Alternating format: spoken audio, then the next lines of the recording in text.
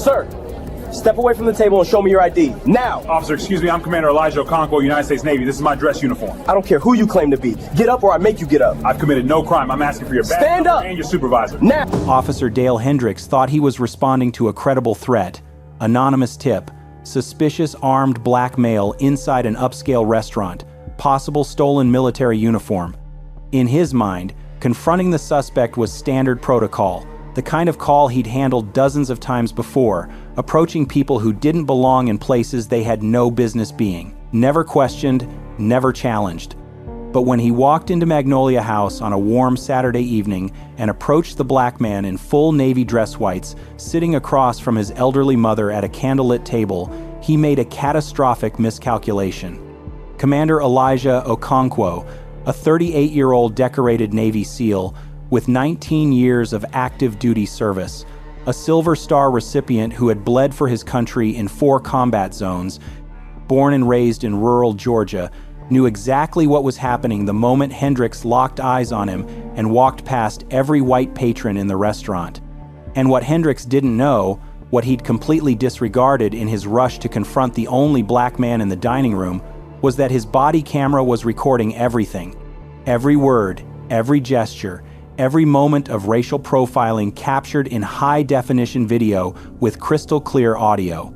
That footage, combined with 14 CCTV cameras inside Magnolia House recording from every conceivable angle, would eventually reach the White House, trigger a federal investigation, and cost Hendricks 52 years of his life in federal prison. Hendricks had been with the Kensington Police Department for 16 years, building what his supervisors called an exemplary record of proactive community enforcement. But beneath that reputation lay 31 civilian complaints, 27 of them involving people of color, each one alleging racial profiling, discriminatory enforcement, and constitutional violations. Every complaint had been reviewed by Internal Affairs and dismissed as unfounded. His supervisors praised his zero-tolerance approach, his willingness to make stops that other officers avoided. Fellow officers had given him a nickname, the Gatekeeper, for his habit of removing minorities from businesses, restaurants, and public spaces based on nothing more than how they looked. In reality, Hendricks operated on the assumption that his badge granted him absolute authority, that the rights guaranteed by the Constitution didn't apply when his instincts told him someone was out of place. He had been recorded on body camera using racial slurs during traffic stops, but the footage had been buried by a department that valued aggressive policing over accountability. He had stopped, detained, and humiliated dozens of black and brown citizens over 16 years, and not once had he faced meaningful discipline. Until that Saturday evening at Magnolia House, no one had held him accountable, and Hendricks believed no one ever would. Commander Elijah Okonkwo had spent 19 years defending the country that was about to treat him like a criminal. 4 combat deployments: Afghanistan, Iraq, Syria, Somalia, each one etching scars, both visible and invisible, into a man who had given everything in service to his nation. He had earned the Silver Star for extracting 3 wounded Marines from a collapsing compound in Kandahar under withering enemy fire, carrying the last one 400 meters on his back while taking rounds from 2 directions. He had received the Purple Heart after shrapnel tore through his shoulder during a firefight in Fallujah, spending 3 months in recovery before volunteering to redeploy. He had led classified operations that would never make the news, trained foreign special forces units across 3 continents, and been personally commended by 2 secretaries of defense for exceptional valor and leadership. But before he was Commander Okonkwo, he was just Elijah, a skinny kid growing up in poverty in rural Georgia, raised by a single mother who worked 2 jobs to keep the lights on. Lillian Okonkwo had been a school teacher for 34 years, spending her days educating other people's children and her nights, making sure her own son had every opportunity she never did. She sacrificed vacations, new clothes, her own comfort, everything funneled into Elijah's future. And when he earned his commission and pinned on his SEAL trident, she cried for 3 hours straight. Now Lillian was turning 70, and Elijah wanted to give her something she'd never had. A dinner at Magnolia House, the the fine dining restaurant she'd seen in magazines for years but never imagined she'd visit. This was his gift to her, a celebration of the woman who made everything possible. Magnolia House sat on the corner of Broad and Lafayette in Kensington, Virginia, a historic fine dining establishment that had served the area's wealthiest families for over 40 years. White tablecloths, crystal stemware, soft piano music drifting through a dining room designed to feel like old Southern money. The clientele skewed wealthy and almost exclusively white, the kind of place where reservations were made weeks in advance and the dress code was strictly enforced. The restaurant had an extensive security camera system, 14 CCTV cameras covering every angle of the dining room, bar, entrance, kitchen, and parking lot in ultra-high definition, installed 2 years earlier after a break-in.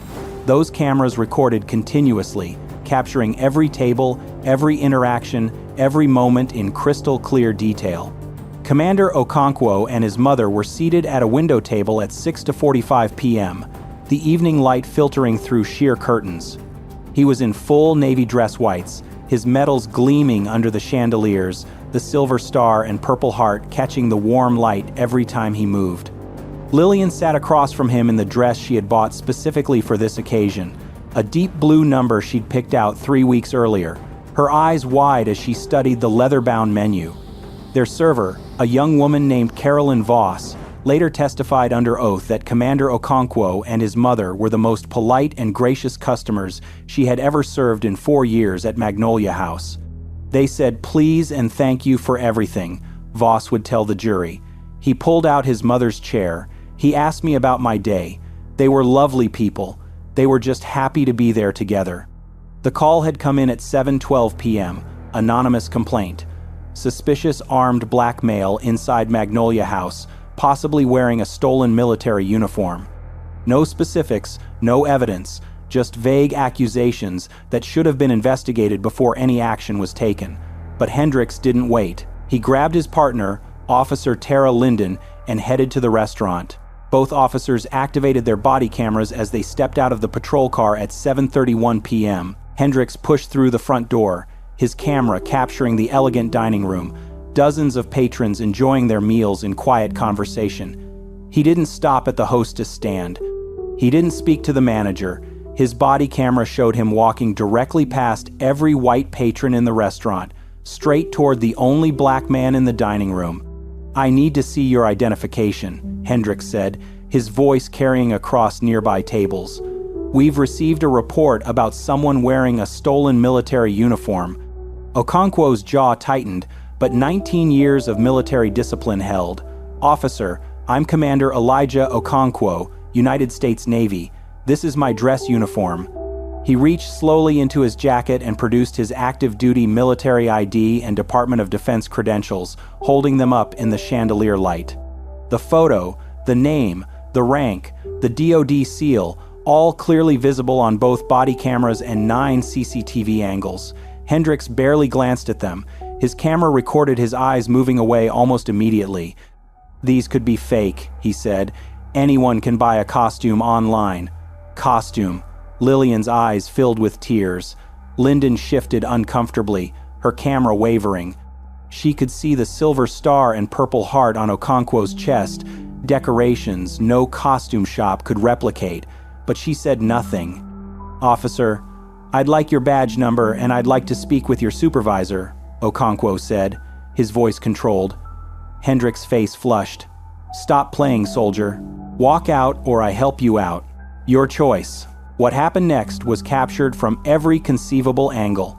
2 body cameras, 9 CCTV cameras, and 12 patrons who pulled out their phones the moment Hendricks raised his voice. Okonkwo sat with his hands flat on the table, deliberate non-aggression visible on every camera in the room. "Officer, I'm not leaving. I haven't committed a crime," Hendricks snapped.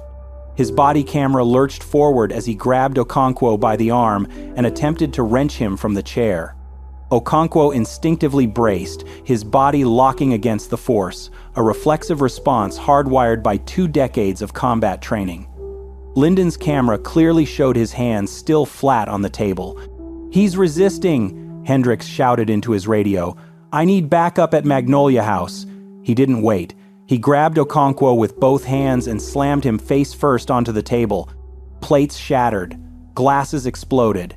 A decorated war hero's face driven into the surface where moments earlier he'd been celebrating his mother's 70th birthday. Lillian screamed. The sound captured on every audio feed in the room. Hendricks cuffed Okonkwo with such force the metal bit into his wrists, drawing blood. His dress uniform tore at the shoulder. His medals were ripped from his chest, the silver star, the purple heart, scattering across the hardwood floor. Then the CCTV captured something that would play on every news network in the country. As Hendricks dragged Okonkwo toward the door, he stepped directly on the fallen silver star, the medal awarded for extracting wounded Marines under enemy fire, crushed under the boot of an officer who couldn't be bothered to check a military ID. Behind them, Lillian collapsed in the booth, clutching her chest. A cardiac episode. An ambulance was called for her while her son was dragged out in handcuffs, his torn uniform stained with food and blood. His medals scattered across the floor of the restaurant where he'd come to give his mother the birthday she deserved. Okonkwo was transported to Kensington Police Department and processed into a holding cell at 8:14 p.m. He would remain there for 11 hours. Hendricks booked him on 4 charges: resisting arrest, assault on a police officer, trespassing, and stolen valor, every single one fabricated, every single one contradicted by the body camera footage already stored on department servers. Okonkwo requested his phone call immediately. He was denied. He requested again at 9 p.m., denied. Again at 10, denied. 4 hours passed before he was allowed to contact anyone, a violation of his constitutional rights documented on the holding cell surveillance cameras that recorded continuously in high definition. But the surveillance captured something far worse. During booking, Hendricks stood outside the holding cell with 2 other officers, clearly visible on camera, and mocked Okonkwo's torn uniform. "These people think they can put on a costume and sit wherever they want," he said, laughing. The audio captured every word. The other officers laughed with him. Meanwhile, 6 miles away, Lillian Okonkwo lay in a hospital bed at Kensington Memorial, alone and terrified. The cardiac episode triggered by watching her son's arrest had been diagnosed as an acute cardiac event requiring monitoring and medication. She asked repeatedly about her son. No one had answers. No one from the police department contacted the hospital. No one told Okonkwo his mother had been hospitalized. He sat in a holding cell on fabricated charges while his 70-year-old mother lay in a cardiac unit wondering if her son was alive. But someone at Kensington PD had a conscience. Officer Tara Linden, visibly disturbed by everything she had witnessed, quietly stepped outside during a break and made a phone call to Naval Station Norfolk. She identified herself, described what had happened, and provided Commander Okonkwo's name and service details. That single phone call would set in motion a chain of events that Dale Hendricks never saw coming. The United States Navy does not abandon its own. Within 2 hours of Linden's call, Naval Station Norfolk had verified Commander Okonkwo's identity, his service record, his security clearance, and his active duty status. His commanding officer, Rear Admiral Franklin Dubois, was briefed at his home at 11:47 p.m. By midnight, the Admiral was on the phone with Kensington Police Department. The call was recorded on the department's phone system.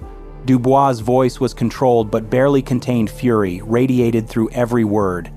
"You are currently holding Commander Elijah Okonkwo, a decorated Navy SEAL with 19 years of service to this country, a Silver Star and Purple Heart recipient, on charges that are demonstrably false. I am directing you to release him immediately. If he is not released within the hour, I will be contacting the Pentagon, the Department of Defense, and the Judge Advocate General's office." The desk sergeant panicked. Calls went up the chain. Hendricks was pulled from his home at 1 a.m. and told to drop all charges immediately. He protested, insisted the arrest was legitimate. But the damage was already done. Every moment had been recorded. Body cameras, CCTV, holding cell surveillance, the department's own phone system. Okonkwo was released at 3:26 a.m., still in his torn dress uniform, and driven directly to his mother's hospital room by Officer Linden, who never spoke to Hendricks again. By morning, the story had leaked.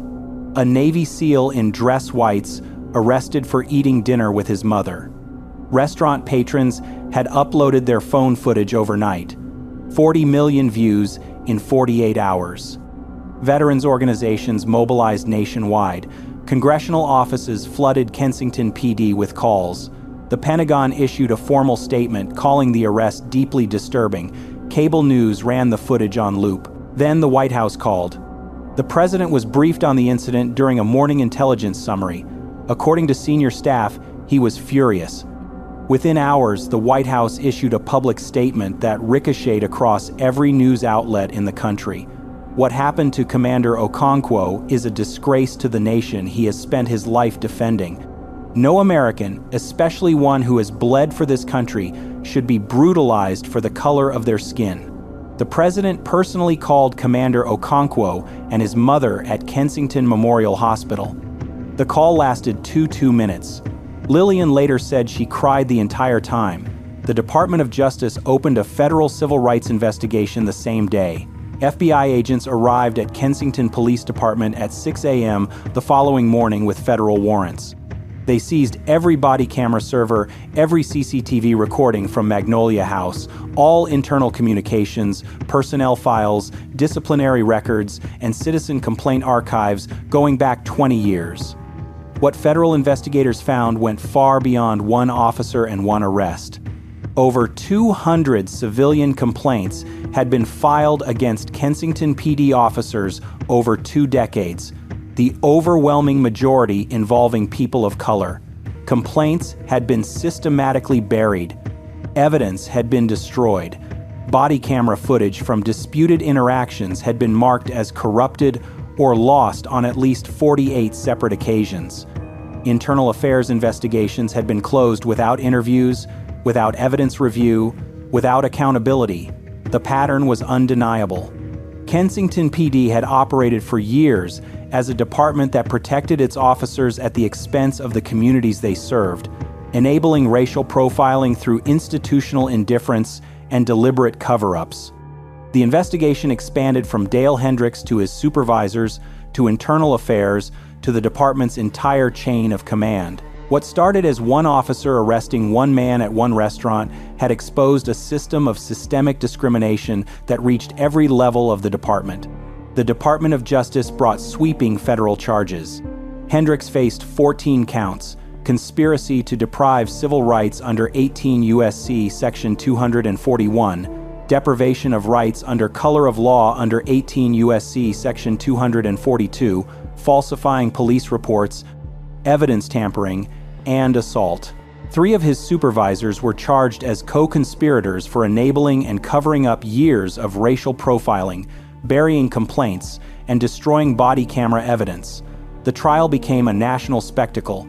The courtroom was packed every single day, media filling the back rows, veterans in uniform lining up before dawn to secure seats, civil rights advocates and military families who saw this case as a referendum on whether service to country meant anything when your skin was the wrong color.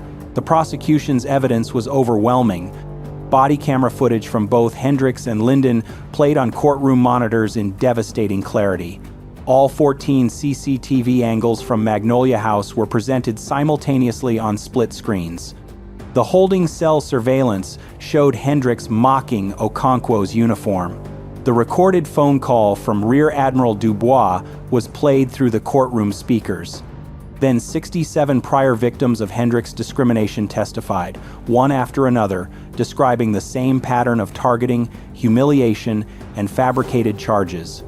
Commander Okonkwo testified in full dress uniform, his medals restored to his chest. He described every deployment, every wound sustained for his country, the shrapnel in Fallujah, the firefight in Kandahar.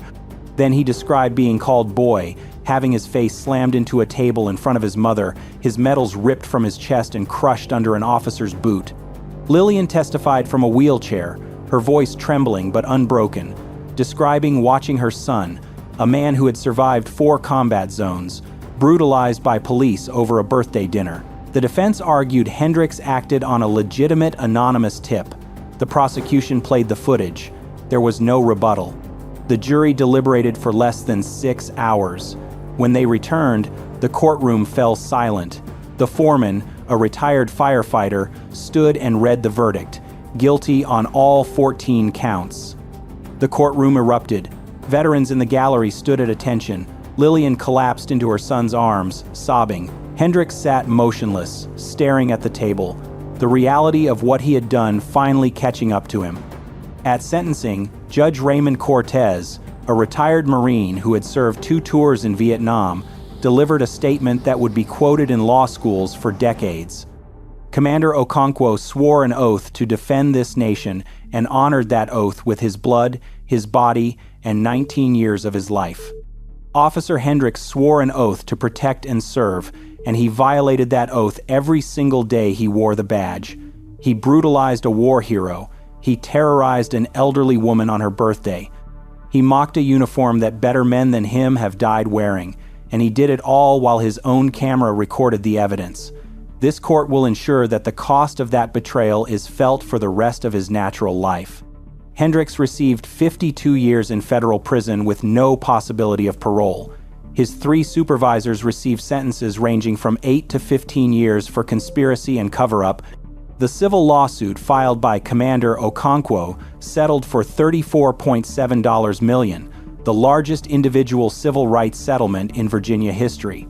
The Kensington Police Department was placed under a federal consent decree with a DOJ-appointed monitor overseeing every aspect of department operations. 14 officers were terminated. Internal Affairs was dissolved and rebuilt with civilian oversight. The department that had protected Dale Hendricks for 16 years was essentially dismantled and reconstructed from the ground up. Commander Okonkwo used a portion of his settlement to establish the Okonkwo Veterans Civil Rights Foundation, providing free legal representation to service members and veterans facing discrimination. He testified before Congress, spoke at military academies, and became a national voice for accountability, sharing his story with anyone who would listen. 3 months after the verdict, he received an invitation to the White House. The ceremony was held in the East Room, cameras from every major network broadcasting live. The president presented Commander Okonkwo with the Presidential Citizen's Medal, the nation's second highest civilian honor. Lillian Okonkwo, fully recovered, sat in the front row in the same blue dress she had worn to Magnolia House, this time with tears of pride instead of terror. Magnolia House installed a permanent display near the window table where the arrest had taken place, a framed photo of Commander Okonkwo in full dress whites alongside a plaque reading, "This table is dedicated to Commander Elijah Okonkwo, who served his country with honor and was failed by those sworn to protect him. All are welcome here." The combined body camera, CCTV, and surveillance footage became required study material at the FBI Academy, at military academies across the country, and in police training programs nationwide. A case study in how racial bias, institutional cover-up, and unchecked authority destroy lives and departments. Hendricks, from his cell in a federal penitentiary, never apologized, never acknowledged wrongdoing, never expressed remorse for the medals he crushed under his boot, or the mother he put in the hospital, or the 67 other lives he damaged over 16 years of unchecked power. And in the end, it was his own body camera, the device he trusted to protect him, that became the instrument of his downfall, capturing in unforgiving detail the moment a decorated war hero was brutalized for the color of his skin while wearing the uniform of the country he nearly died defending. If you believe that those who serve this nation deserve to be treated with dignity, that racial profiling has no place in law enforcement, and that body cameras must serve justice for everyone, this case was brutal, but the case on the right spirals completely out of control.